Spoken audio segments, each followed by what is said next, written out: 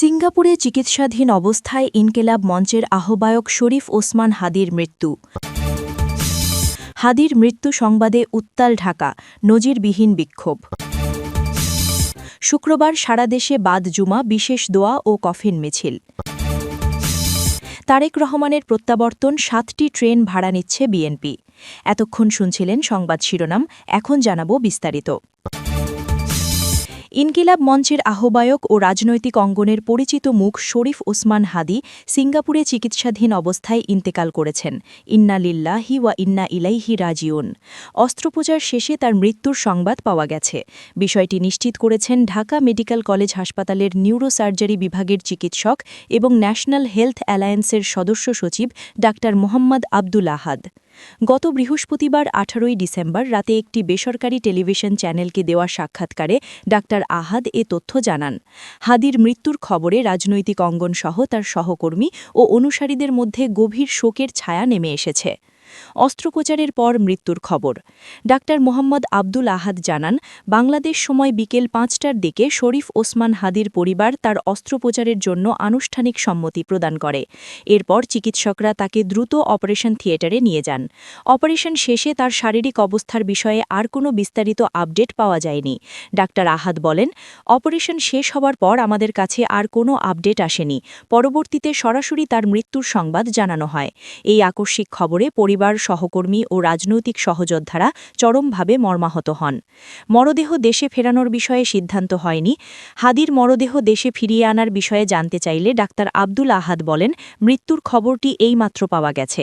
এ বিষয়ে এখনও কোনো চূড়ান্ত সিদ্ধান্ত হয়নি।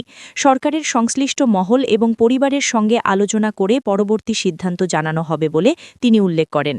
তিনি আরও বলেন, এই মুহূর্তে বিষয়টি অত্যন্ত সংবেদনশীল। সব দিক বিবেচনা করে সিদ্ধান্ত নেওয়া হবে।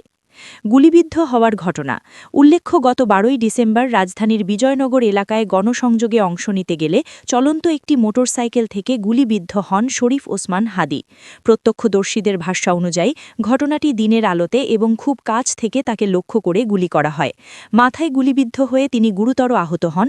ঘটনাস্থল থেকেই দ্রুত তাকে উদ্ধার করে ঢাকা মেডিকেল কলেজ হাসপাতালে নেওয়া হয়।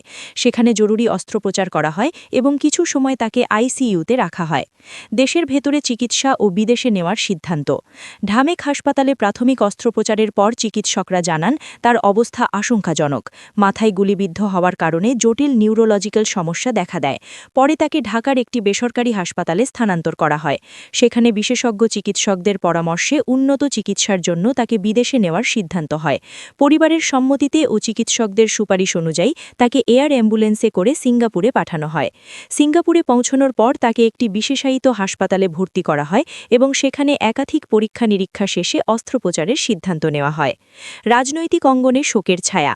শরীফ ওসমান হাদি ছিলেন ইনকিলাব মঞ্চের আহ্বায়ক এবং রাজনৈতিকভাবে সক্রিয় একজন সংগঠক। গণসংযোগ, রাজনৈতিক বক্তব্য ও বিভিন্ন আন্দোলনে তার সরব উপস্থিতি ছিল নিয়মিত। তার ওপর হামলার ঘটনায় এরই মধ্যে দেশজুড়ে নিন্দা ও উদ্বেগ প্রকাশ করা হয়েছিল। তার মৃত্যুর খবরে বিভিন্ন রাজনৈতিক দল, সামাজিক সংগঠন ও নাগরিক সমাজের পক্ষ থেকে গভীর শোক ও সমবেদনা জানানো হচ্ছে। সামাজিক যোগাযোগ মাধ্যমে অসংখ্য মানুষ তার আত্মার মাগফিরাত কামনা করে শোকবার্তা প্রকাশ করছেন। তদন্ত ও বিচার দাবি। হাদির ওপর হামলার ঘটনার পর থেকেই হামলাকারীদের শনাক্ত ও বিচারের দাবিতে সোচ্চার ছিলেন তার সহকর্মীরা। মৃত্যুর পর সেই দাবি আরও জোরালো হয়েছে। অনেকেই এটিকে একটি পরিকল্পিত রাজনৈতিক হামলা বলে আখ্যা দিয়ে দ্রুত ও নিরপেক্ষ তদন্তের দাবি জানিয়েছেন। শরীফ ওসমান হাদির মৃত্যু শুধু একটি ব্যক্তির বিদায় নয়, বরং দেশের রাজনৈতিক অঙ্গনের জন্য একটা বড় ক্ষতি বলে মনে করছেন অনেকেই। চিকিৎসা, সংগ্রাম ও অনিশ্চয়তার মধ্য দিয়ে তার জীবনাবসান দেশের চলমান রাজনৈতিক সহিংসতার বাস্তব চিত্রকেই আরও একবার সামনে এনে দিয়েছে। তার মৃত্যুতে শোকাহত পরিবার, সহকর্মী ও সমর্থকদের প্রতি গভীর সমবেদনা জানানো হচ্ছে। মহান আল্লাহ যেন তাকে জান্নাতুল ফেরদাউস নসিব করেন, এই প্রার্থনাই করছেন অসংখ্য মানুষ। ইনকিলাব মঞ্চের মুখপাত্র শরীফ ওসমান বিন হাদি মারা গেছেন। ইন্না লিল্লাহি ওয়া ইন্না ইলাইহি রাজিউন। বৃহস্পতিবার ১৮ ডিসেম্বর রাত ১:১০টায় সিঙ্গাপুরে চিকিৎসাধীন অবস্থায় তার মৃত্যু হয়। এদিকে হাদির মৃত্যুর খবর জানার সঙ্গে সঙ্গে বিক্ষোভে ফেটে পড়েছে ছাত্রজনতা। গত বৃহস্পতিবার রাতে ঢাকা বিশ্ববিদ্যালয়, শাহবাগ সহ রাজধানীর বিভিন্ন মোড়ে জড়ো হয়ে বিক্ষোভ করছেন ছাত্রজনতা। এই সময় দিল্লি না ঢাকা, ঢাকা ঢাকা, ভারতের আগ্রাসন, ভেঙে দাও, গুড়িয়ে দাও, ইনকিলাব ইনকিলাব, জিন্দাবাদ জিন্দাবাদ, শহীদের রক্ত বৃথা যেতে দেব না, আমরা সবাই হাদি হব, গুলির মুখে কথা বলবো প্রভৃতি স্লোগান দেন বিক্ষোভকারীরা। প্রত্যক্ষদর্শীরা জানান, হাদির মৃত্যুর খবরে তৎক্ষণাৎ কয়েক হাজার বিক্ষোভকারী শাহবাগে একত্রিত হয়ে বিক্ষোভ শুরু করেন। সেখানে ক্রমেই বাড়ছে বিক্ষোভকারীদের সংখ্যা। এতে শাহবাগ এলাকায় যান চলাচল বন্ধ হয়ে গেছে। সিঙ্গাপুর জেনারেল হাসপাতালে চিকিৎসাধীন জুলাই ঐক্যের অন্যতম সংগঠক ও ইনকিলাব মঞ্চের মুখপত্র ভারতীয় আধিপত্যবাদের মোকাবেলায় মহান বিপ্লবী ওসমান বিন হাদিকে আল্লাহ শহীদ হিসেবে কবুল করেছেন। ইন্না লিল্লাহি ওয়া ইন্না ইলাইহি রাজিউন। গত বৃহস্পতিবার রাতে এক বার্তায় জুলাই ঐক্য জানায়, ওসমান বিন হাদির মৃত্যুতে আগামীকাল সারা দেশে সকল মসজিদে বাদ জুমা বিশেষ দোয়া এবং কফিন মিছিলের আহ্বান করেছে জুলাই ঐক্য। শহীদ ওসমান বিন হাদি আমাদের জুলাইয়ের অস্তিত্ব। তার প্রতি ফোঁটা রক্তের বদলা বাংলাদেশের মাটিতে নেওয়া হবে ইনশাআল্লাহ।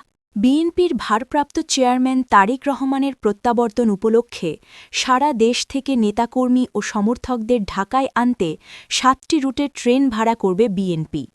২৪ ডিসেম্বর রাতে ওই ৭টি বিশেষ ট্রেন অতিরিক্ত বগিসহ রিজার্ভের অনুমতি চেয়ে আজ বৃহস্পতিবার রেলপথ মন্ত্রণালয়ে চিঠি দিয়েছে দলটি। সরকারি নীতিমালা অনুযায়ী নির্দিষ্ট ভাড়া পরিশোধ করা হবে উল্লেখ করে বিএনপির জ্যেষ্ঠ যুগ্ম মহাসচিব রুহুল কবির রিজভী এই চিঠি দিয়েছেন। বিএনপির চিঠিতে ৭টি রুটের ট্রেনের কথা উল্লেখ করা হয়। সেগুলি হল কক্সবাজার ঢাকা, সিলেট ঢাকা, জামালপুর ময়মনসিংহ ঢাকা, টাঙ্গাইল ঢাকা, পঞ্চগড় নীলফামারী পার্বতীপুর ঢাকা ও কুড়িগ্রাম রংপুর ঢাকা রুট। চিঠিতে বলা হয়, বিএনপির ভারপ্রাপ্ত চেয়ারম্যান তারেক রহমান ২৫ ডিসেম্বর যুক্তরাজ্য থেকে ঢাকায় প্রত্যাবর্তন করবেন। তাকে সম্বর্ধনা জানানোর জন্য সারা দেশ থেকে বিপুল সংখ্যক ছাত্র জনতা ঢাকায় আগমন করবেন। তাদের আগমনের সুবিধার্থে বিএনপি ২৪ ডিসেম্বর দিবাগত রাতের বিভিন্ন রুটের রেলগাড়ি রিজার্ভ করতে ইচ্ছুক। সরকারি নীতিমালা অনুযায়ী নির্দিষ্ট ভাড়া পরিশোধ করা হবে। রেলপথ মন্ত্রণালয়ের সচিবকে লেখা চিঠিতে বিএনপি প্রতিটি রুটে একটি করে বিশেষ ট্রেন অতিরিক্ত বগিসহ রিজার্ভের অনুমতি দেওয়ার জন্য রেলপথ মন্ত্রণালয়কে বিশেষভাবে অনুরোধ জানিয়েছে।